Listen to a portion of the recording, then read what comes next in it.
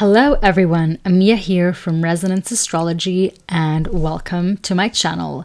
Today we're going to take a look at the astrology of the week ahead from October 20th till October 26th of 2025. And this week starts off strong with Mercury that has conjoined Mars. This has technically already happened since I am recording this. You know, these episodes go up a bit later, but this is what we're starting off the week. And we also have a lovely new moon in the sign of Libra on, basically this night. It's kind of happening more in the day of Tuesday, 21st of October, but it's really, we can say this night is the Libra new moon. So happy new moon in Libra, everyone. And we also have tomorrow, Venus is entering pre-shadow period, which I'm gonna go into very soon. We also have Neptune retrograding back into Pisces on Wednesday. And then on Thursday, Scorpio season starts. The sun enters the sign of Scorpio. On Friday, we have Jupiter squaring Chiron, the sun in Scorpio squaring Pluto, and Mercury in Scorpio trining Jupiter. And later that week, things wane a bit off. On Saturday, we have Mercury also trining Saturn in Pisces. And on Sunday, there aren't any major transits that are going on. So this is kind of the brief overview of what is happening. And now let us dive in a bit more concisely. So as already mentioned, we're starting off this week with Mercury-Mars conjunction in the sign of Scorpio. This is a very fiery conjunction. First of all, because Mars is in its domicile sign and its home sign. And I think every time when Mercury is in a Mars-ruled sign, there's a sharpness to the way that Mercury thinks and speaks and wants to get things across. And I feel like Mercury in generally in the sign of Scorpio can be very cutthroat in and of itself. But then when it comes together with Mars, I feel like there is I want to get to the bottom. I want to cut through all the BS. I want to hear the raw, naked truth of something, or even my own self for that matter.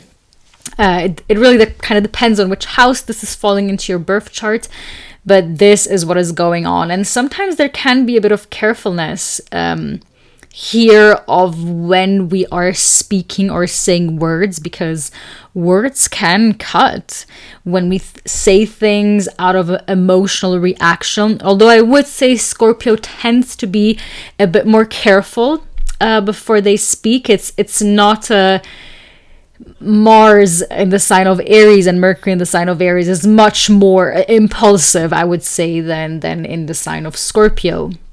But certainly there can be an emotional outburst and then words can just come flying out, even though we didn't mean them. On a global level, people announcing things, or even in your own personal life and closer circle, people announcing things, or just all of a sudden being like, I want to get this off my chest, and maybe it's not the right time, and things getting a bit disrupted. So this is what is going on. But this is just the first part because, as you heard me say, Venus is but just enters pre-shadow period. And what that means is that this is the exact degree that once Mercury stations retrograde, which will be in November, sometime middle of November, when Mercury retrogrades all the way back, and then the degree that Mercury stations back direct in, this is going to be that degree. So Mercury is going to do its journey. It's going to come all the way back to this same degree as when Mercury is now entering pre-shadow period. And so with this said, we can already feel that this is just the first part of a 3-chapter arc, because Mercury and Mars are going to conjoin 2 more times after this. Once in the sign of Sagittarius, this is going to be when Mercury is in its retrograde period. And then lastly, in January, when Mercury and Mars are in Capricorn. So this transit is kind of really following us for the rest of the year. And it's going to be really present. Mercury and Mars are really going to be present in our lives. And there is most likely things that are going to change when it comes to what we go after, where we want to invest our time and energy in. Even just the thoughts and the conversations that we want to have with in our own heads, but also with other people. Like what brings us the results, that is kind of Mars, that we want to have in our lives, and what is conducive to our growth and what isn't, and which types of people do we want to have around us, which conversations do you want to have. Do the people around you align with the way you are thinking and speaking and the things you want to go after? These are very much questions that Mercury and Mars pose together, because there's almost like an urge for the alignment to happen between what we are speaking to align with our actions. And I think they say that in the Tao Te Ching, if I'm not mistaken. Like, true happiness is when what you think, what you say, and what you do all align. And this is very much such a transit. And I think, again, it's going to be following us for the rest of this year up until the beginning of next year. And perhaps you saw my video that I did last week around Sun and Jupiter, because I was analyzing that more in depth. That is also playing around this transit as well, because Sun and Jupiter are also following us. There's going to be a Sun, we're coming off the Sun and Jupiter opening square. We're going to have a Sun-Jupiter opposition also around December, January. And Sun-Jupiter have also so much to do with our beliefs and the way we structure our world. And so this is all kind of intermingling here. I think we're really shifting gears. And of course, there is also looking back, because let's not forget, this is happening on Wednesday. Neptune is moving back into the sign of Pisces, and soon Uranus will follow as well. Uranus will also retrograde back into the sign of Taurus. So there are themes we need to check one last time, because next year it's final. Next year, Saturn is not going back again into its previous sign. Neptune also, Uranus, nope as well. We're having a whole new playing field. And this year is still very transitory. And this is exactly the realm we are kind of entering for the rest of the year. This fourth quarter of the year, very much linked to reflecting back. Both Neptune and Uranus are outer planets, so they are talking about long-term cycles, because Neptune is in a sign for around 14 years. That is a very, very long time. And Uranus is in a sign for about 7 years. So there has been many things that these planets have done in our lives and in our charts over all these years. And that's a lot, and it's like one final goodbye process and just reflective process of what is it really that we learned? What is it that these planets have brought into my life while they are in these signs? And yes, but to go a bit back, we also have Venusian new moon in the sign of Libra this night. This seems very lovely. Venus and the moon actually conjoined yesterday. And also, I hope my voice is not too raspy. I'm actually coming off of recording the Venus episode today. It's going to be up very soon, but it was a long episode. It's going to be over 3 hours long. So I have already been talking so much. So I really hope I'm able to, piece in the information that I want to give to you here. And afterwards, drink a warm, nice tea with honey to tend to my throat, because I've been speaking so much today. But yes, we have a lovely Venusian-ruled moon with Venus in domicile. Also yesterday, I want to bring in a brief story time, because I think it ties in very well to the archetype of Venus, which I've talked to extensively about. I'm so excited when this episode is going to be out. I think you guys will love it. But yes, yesterday I was at at a different place. It wasn't like a retreat, but Amma, which is a guru from India, she came to Switzerland again, and the last time she's been here has been a while. And sometimes when I was a child, I went there with my parents, so I have like some memories of that. And interestingly enough, this year I randomly thought about her, you know, and me and my brother were talking about it, and literally this is the year she is coming again. So we were like, we need to go. Like, that just seems perfect. And so we went there yesterday. And we got these tokens because what she's kind of known for. I mean, a lot of gurus are known for praising peace and harmony and all of that, but she's also really known for embodying that divine feminine energy and kind of being that cosmic mother, and also hugging people. Like, when you hug her, you kind of experience that. And so me and my mom showed up there a bit earlier to get the tokens. And then first we were there, like kind of just chilling, walking around, all of that. And afterwards, my brother also came later on. First there was a whole like dedicated prayer and speech that lasted for around 1.5 hours, and some meditation. And then afterwards came the part where you could go and hug her. But, you know, it's very organized. You know, it's not like you just stand up and go hug her. There's lots of people, and it's obviously there's also security, you know, like.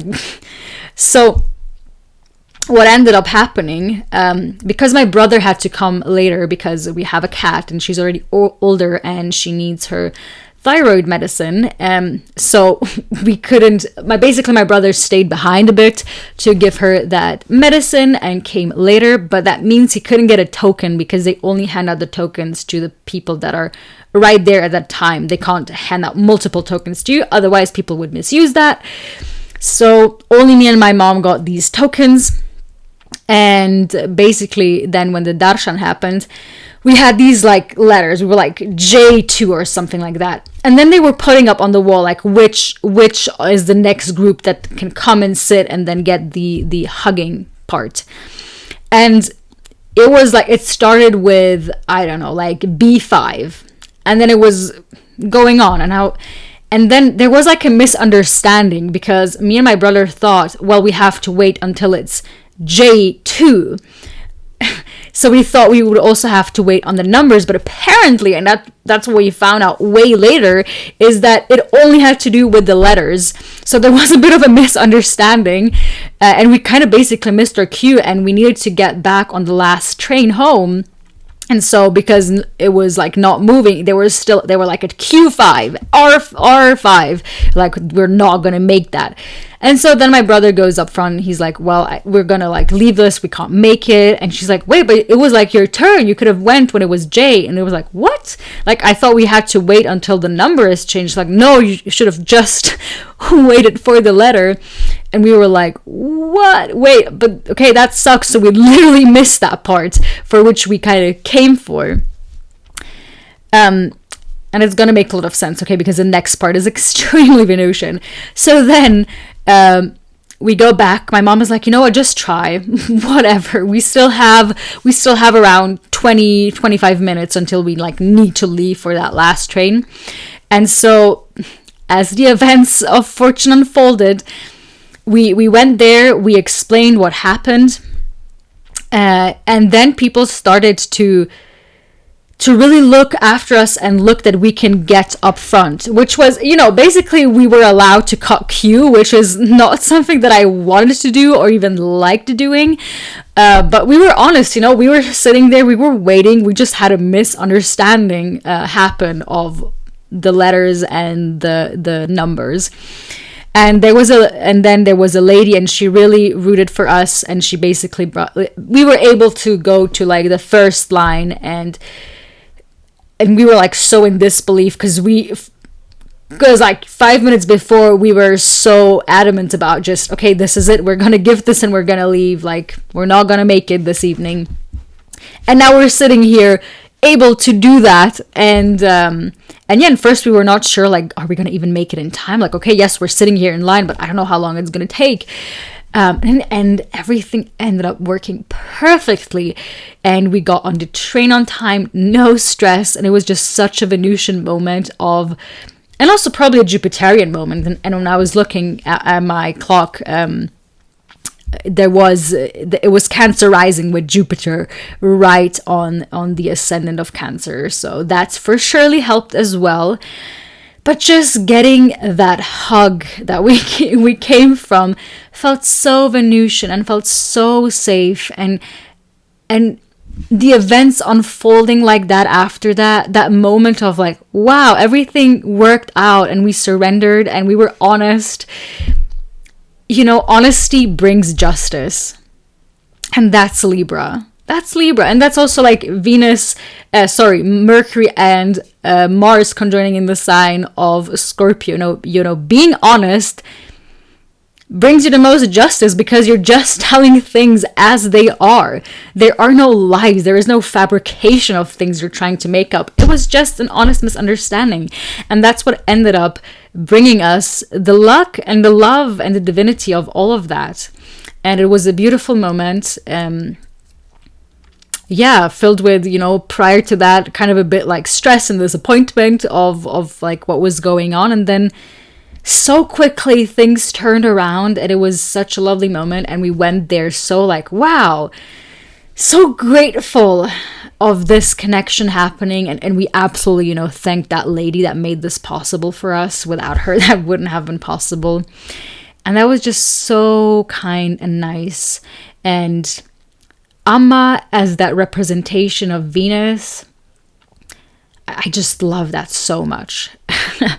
And and even yesterday, you know, I bought this lovely rose essence, which I'm also like, oh gosh, that's so Venusian, like just getting into that vibration.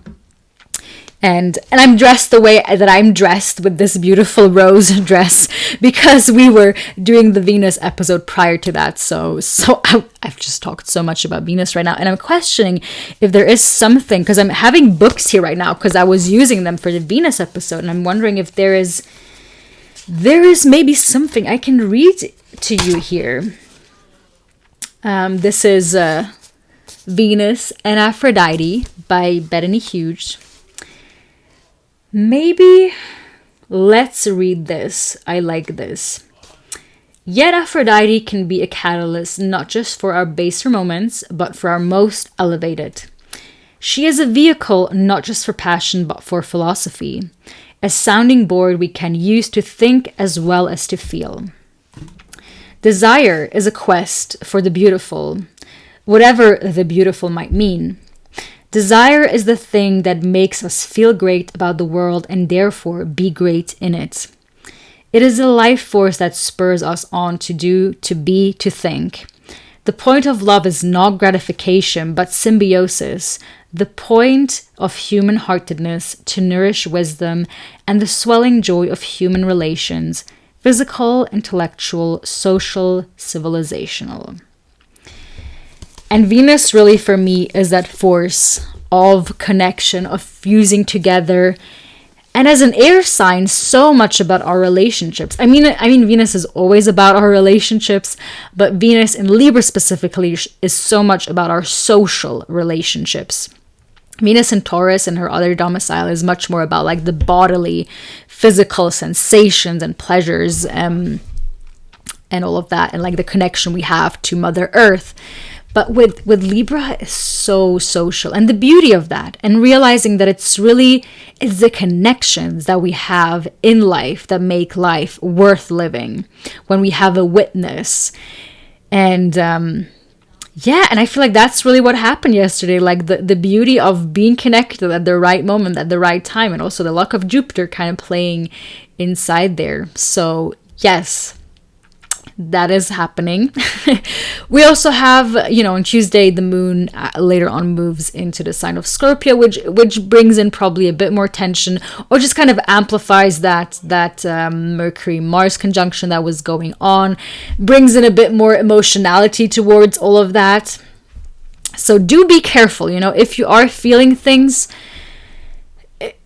the shadow side of a moon in Scorpio, which is a fallen moon, can be that it can be hyper vigilant about things and like distrustful, and there's a thin line, because Scorpio is a very intuitive sign, but sometimes it's not intuition and it's trauma speaking. And so with this combination, I would just be very careful to witness and realize, when is it really intuition and I should be careful and I should listen to my like tingling sensations, and when is it trauma speaking or something from the past coming up. Again, let's not forget, next day Neptune is moving back into Pisces. There is things from the past about to come up again. Yes. And then on Thursday, Scorpio season officially starts. The sun moves into the sign of Scorpio. I do think generally Scorpio season often is a bit of a harsher season for people, but that's because a lot of people just have a hard time dealing with the medicine of Scorpio, which is a lot about the rawness of life.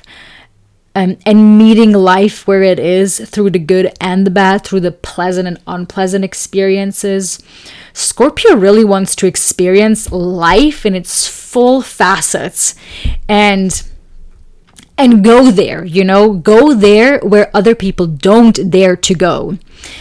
I do think this Scorpio season, of course, with Mars being in domicile as well, there is a lot of empowerment in that. I feel like a lot of people will struck up the courage, which is a very Martian word, to actually go there and potentially sift through the discomfort and the painful things, and realize that there is a lot of power that can be gained from that and going there, because that's how we get to know ourselves. And it's really, you build up so much better trust in yourself, and Scorpio knows that, okay? That's why Scorpio sometimes is a bit untrusting of other people, because it knows what it takes to go there. Like, obviously not all Scorpios are gonna be like that, but generally once Scorpio made that decision to like, I'm gonna face my stuff in my life, like I'm gonna go there, I'm gonna be in the discomfort, I'm gonna go through the trenches, and I'm gonna do that, and you build that base of safety within you, like you feel okay with your own emotions, with your anger.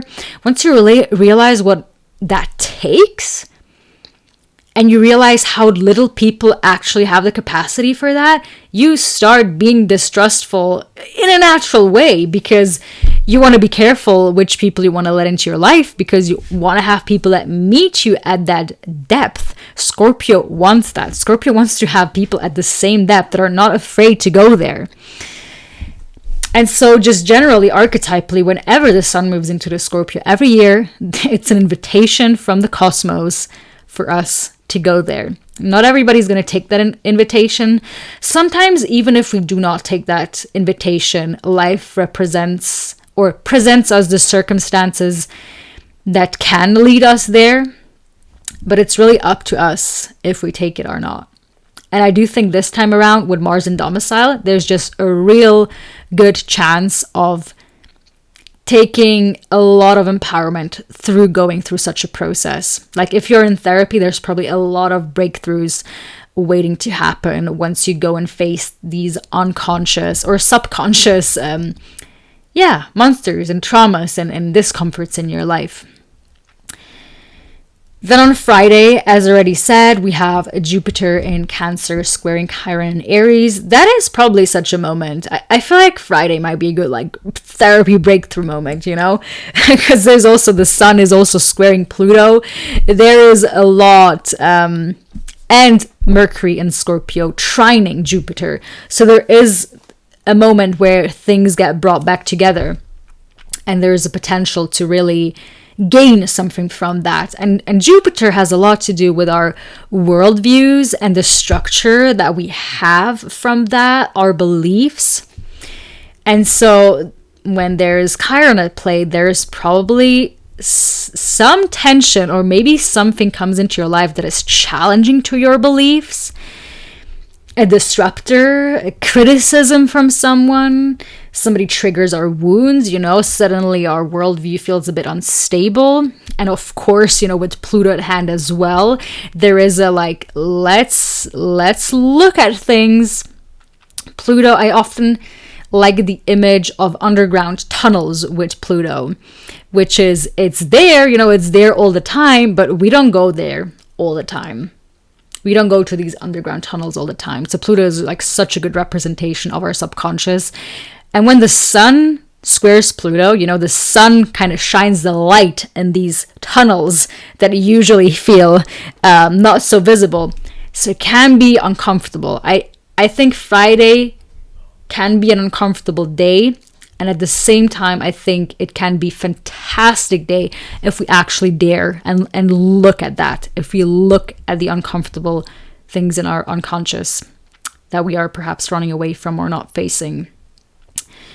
Yes, the moon also moves into Sagittarius on Friday, which I also think is conducive to actually bringing out something positive from that, because it's going to be ruled by a Jupiter in Cancer.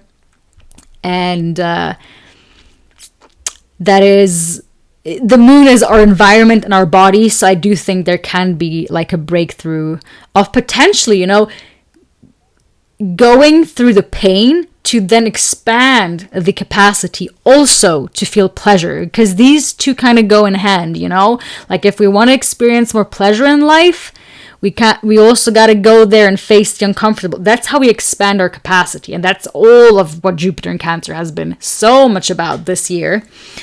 If you want to go here, you got to go here at the other end of the spectrum. And this is how you expand your capacity. So this is what we have there. Then on Saturday, we have Mercury in Scorpio, trining Saturn in Pisces. And again, I also really liked it. There is definitely something that is going on with our mind. And this trine is just lovely, because it's like, what mental changes and focuses do we need to make to create change long term? Because we're in our heads all the time. Like, there's no running away from our thoughts and from our minds. So we want to make sure it's a place we like to spend time in. And we want to make sure that the thoughts we're having are hopefully, loving thoughts, conducive thoughts. Because this is the most important relationship we have. No matter where you go, you cannot escape your mind. And so this is also something that is up in the air and in the cosmos today. We want to make these mental changes and change thinking patterns to something that is conducive for us long term. So that place in our head is actually a cool place to hang out. Yeah, I feel like there's also, like, if you want to do dream work, or maybe, maybe dreams even just come up during that time. Certainly Neptune moving back into Pisces is going to reopen that dream realm again in a big way. But yes, I do also feel like Sun square Pluto in Scorpio and Aquarius is a bit of a portal of, because so much of our subconscious gets processed through dreams. So I do think dreams are going to be really loud over the weekend and on Friday. And then on Sunday, we have the moon moving into the sign of Capricorn, and that's pretty much it for this week. And let's look a bit further. Sorry, this time I have my notes on a letter because there was something with my computer. So yes, to do a preview of next week, we have...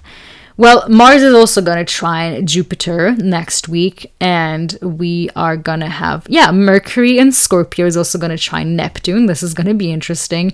Then Mercury is going to move into the sign of Sagittarius, which, that's a fun placement. That's my natal placement. So I'm excited to talk about that one. And Mercury opposing Uranus in Gemini. That's, I feel like our minds are you're going to have to watch out to be grounded next week. That's what I'm telling you. But yeah, that's what I have for you guys this week. Totally. Yeah, things are brewing up. I hope I can release this Venus episode as soon as possible because it's such a good episode. Seriously, I'm so happy we did that. And it's a long running podcast series called Meet the Planets. long running. We just started. But it's really about exploring the planets as archetypes in myth, in a grounded manner in the real world, through all the things that are important, and at the end also how you can build a relationship to these planets. So it's really great. It's very practical, so you can apply it to your day-to-day life. But yes, this is what I have for you guys today. I hope you're enjoying and having a lovely Libra new moon, and we're gonna see each other soon. Bye.